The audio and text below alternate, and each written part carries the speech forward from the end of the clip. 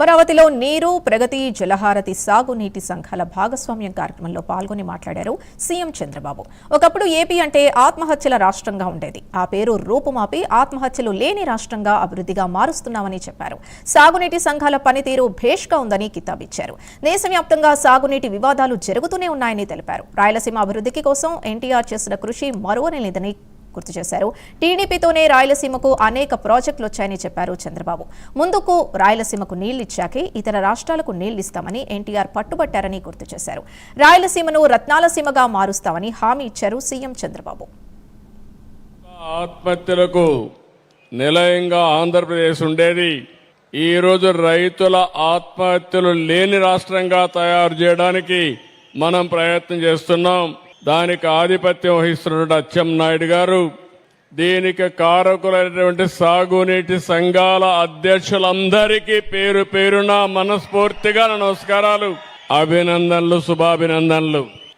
ఈరోజు మనందరం కూడా నీరు ప్రగతి, అదే మాదిరిగా జలహారతి, సాగునీటి సంఘాల కర్తవ్యం కింద మనం సమావేశమయ్యాం. నీరు అనేది చాలా ముఖ్యం. నీరు లేకపోతే ఒక గంట ఉండలేం. అవునా కాదా అని మిమ్మల్ని అడుగుతున్నా. ఎక్కడికక్కడ పోరాటాలు జరిగాయి.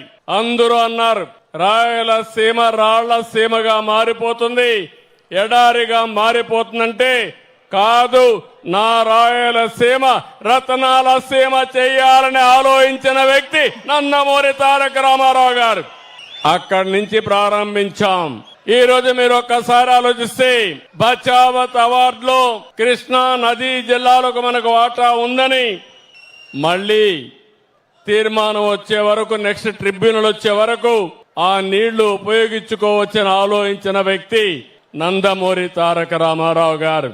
గర్వంగా చెప్పగలుగుతున్నాను, ఈ రోజు అనంతపురం జిల్లా ఎడారి కాదు, పండ్ల తోటల వనంగా తయారు చేసిన ఘనత ఈ ప్రభుత్వానిది. అది దూరదృష్టి, మీ మీదుండే అభిమానం. ఈరోజు ఒకే ఒక విషయం చెప్తున్నాను, నిన్నటి వరకు రాయలసీమ రాళ్ల సీమ అవుతుందని చెప్పి అనుకున్న వారికి సమాధానం నేను ఎప్పుడూ చెప్తున్నాను, రాయలసీమని రాళ్ల సీమ కాదు,